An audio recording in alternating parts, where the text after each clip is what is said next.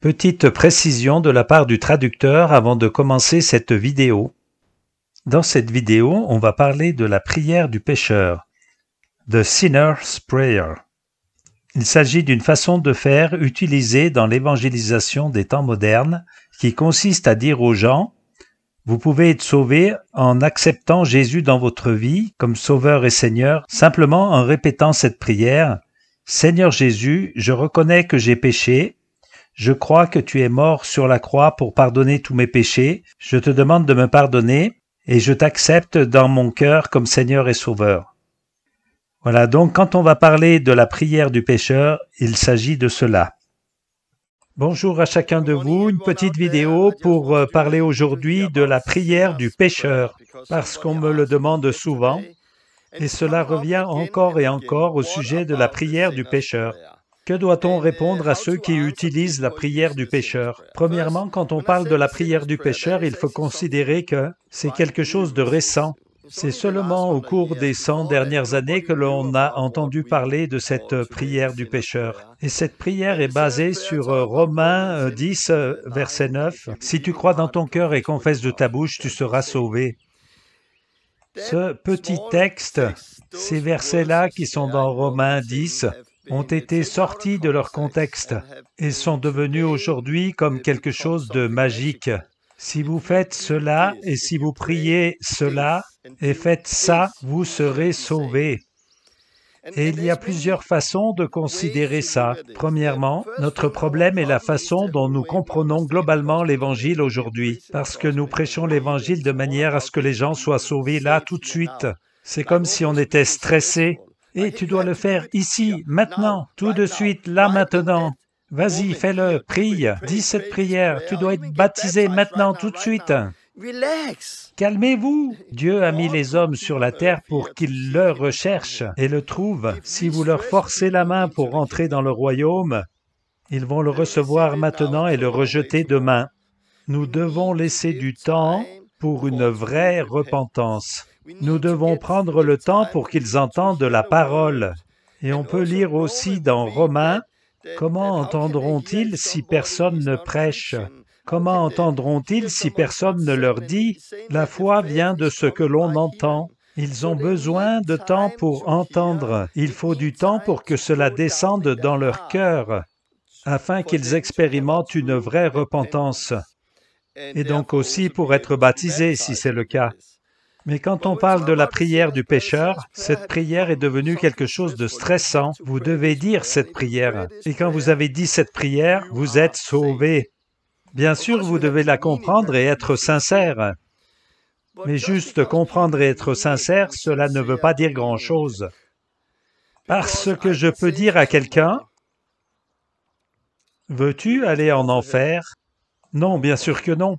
Le penses-tu vraiment? Es-tu sincère de ne pas vouloir aller en enfer? Oui, je suis sincère, je ne veux pas aller en enfer. Tu le veux profondément? Oui, je le veux. Ok, si tu pries cette prière, tu n'iras pas en enfer. Alors nous avons des gens qui sont très très sincères dans leur cœur et ils récitent cette prière. En quoi sont-ils sincères? Ils sont sincères de ne pas vouloir aller en enfer, mais ils ne sont pas sincères dans leur volonté à suivre Christ. Et on en est là. C'est comment le présenter. L'Église initiale ne prêchait pas l'Évangile du salut en tant qu'objectif principal.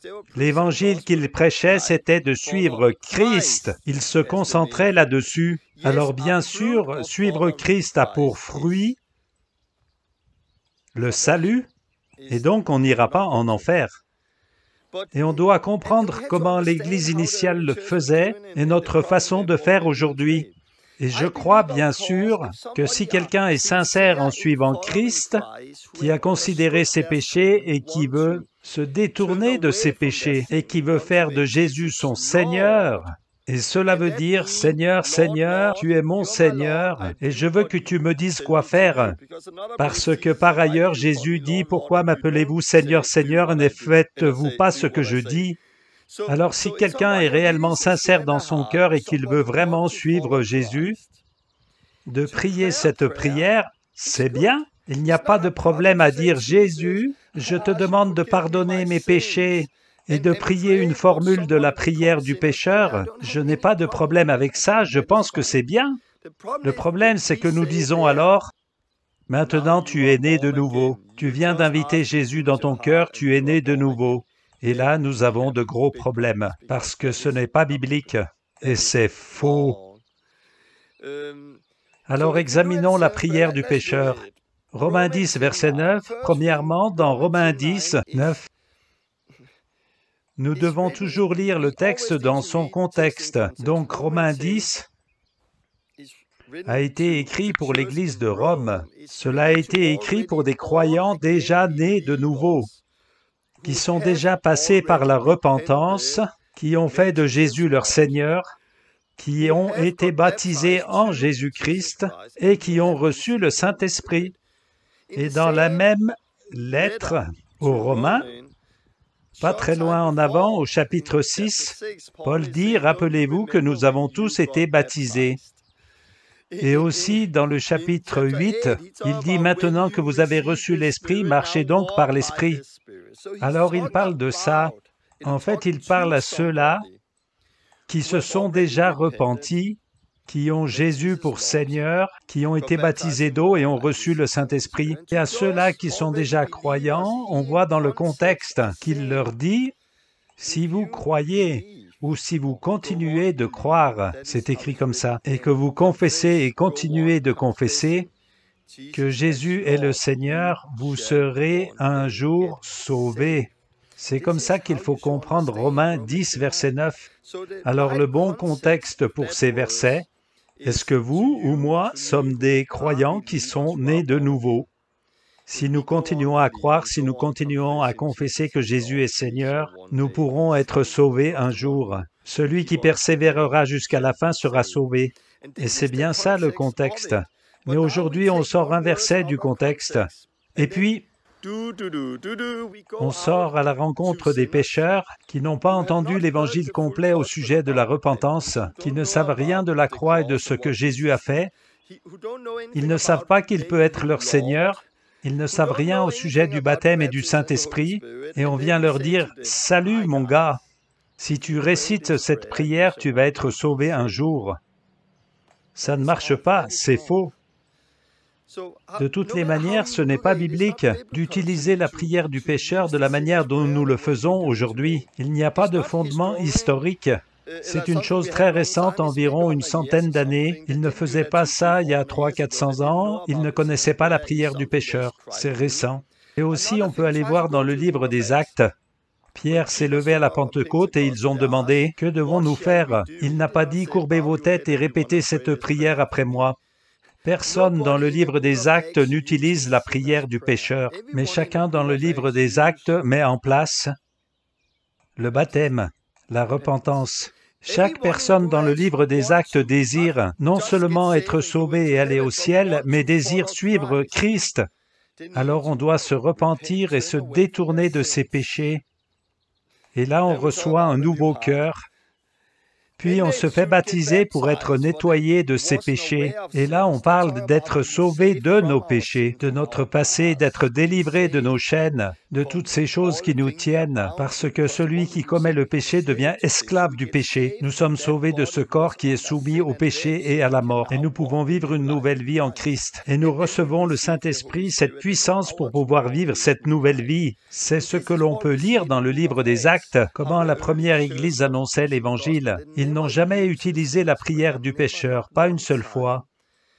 Ils faisaient comme ça, comme nous le faisons aujourd'hui. Mais chaque fois qu'ils prêchaient l'Évangile, et partout, la réponse était « Il y a de l'eau, pouvez-vous me baptiser? Ok, tu as compris l'Évangile, allons-y, on te baptise. » Et à ce sujet, je voudrais dire, ne baptisez pas trop vite. J'ai vu trop de gens qui ont été baptisés trop vite. Quand Jésus dit dans Matthieu 28, « Allez, faites des disciples, baptisez-les. » Et apprenez-leur à obéir à tout ce que je vous ai prescrit. Apprenez-leur à obéir à tout ce que je vous ai commandé. A. Baptisez-les. B. Enseignez-les à obéir à tout ce que j'ai commandé. Si les gens ne veulent pas faire la partie B, ne leur donnez pas la partie A. Ne baptisez pas les gens qui ne sont pas prêts à être enseignés par la suite. à obéir à tout ce qui a été commandé. Je pense que le problème est là. Je vois des gens qui font de la prière du pécheur quelque chose de magique. Du genre, si vous priez cette prière, vous allez être sauvés et tout va bien aller. Quel va en être le fruit? On connaît un arbre à son fruit. Pour beaucoup, et c'est des milliers de personnes qui ont prié cette prière du pécheur, il n'y a pas de fruit. Le fruit, c'est qu'ils ont prié et qu'ils ont continué à vivre dans le péché après. Il n'y a pas eu de transformation. On peut voir le même fruit amer avec le baptême d'eau, et c'est tellement triste. J'ai rencontré des gens qui ont été baptisés dans l'eau, et après, la personne les ayant baptisés dit « Vous êtes prêts? On va vous enseigner comment obéir à Jésus. » Non, non, non, je ne veux pas de ça. Je voulais juste être baptisé dans l'eau. C'est mauvais. Désolé. Mais si quelqu'un refuse de l'enseignement après, les paroles de Jésus et comment obéir à Jésus, s'ils ne veulent pas la partie B, ne leur donnez pas la partie A, ne les baptisez pas. Le signe montrant que les gens sont prêts à être baptisés, c'est qu'ils ont un cœur repentant, mais aussi qu'ils écoutent et qu'ils veulent être enseignés dans la parole de Dieu et suivre Jésus après. Mais on peut facilement baptiser les gens en leur disant « Hé, tu veux aller au ciel? Ça te dit d'aller au ciel? » Oui.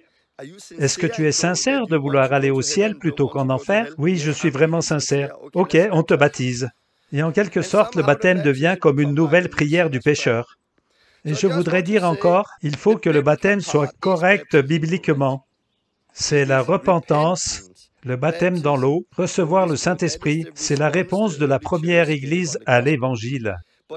C'est dans le contexte de « je veux suivre Christ », je veux faire de Jésus le Seigneur de ma vie et obéir à sa parole.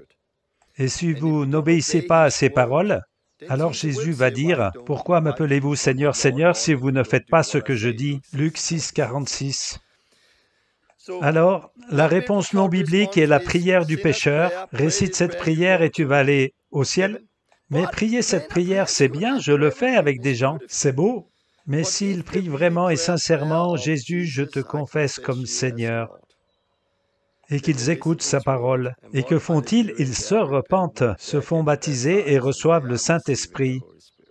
Ok, c'était juste au sujet de la prière du pécheur et un petit peu sur le baptême. Concernant la prière du pécheur, chaque fois que vous la rencontrez ou que vous voyez quelqu'un qui l'utilise ou que c'est écrit quelque part, demandez, pourquoi utilisez-vous la prière du pécheur? Pourquoi faites-vous comme ça? Il n'y a pas de mal de prier avec les gens, mais de leur dire, veux-tu aller au ciel? Et puis, répète cette prière. C'est faux, ce n'est pas biblique. Vérifiez dans le livre des Actes, imitez la première Église, comment ils prêchaient et quelles réponses ils obtenaient à la suite de leur prédication. Que cela puisse vous servir, soyez bénis. À bientôt.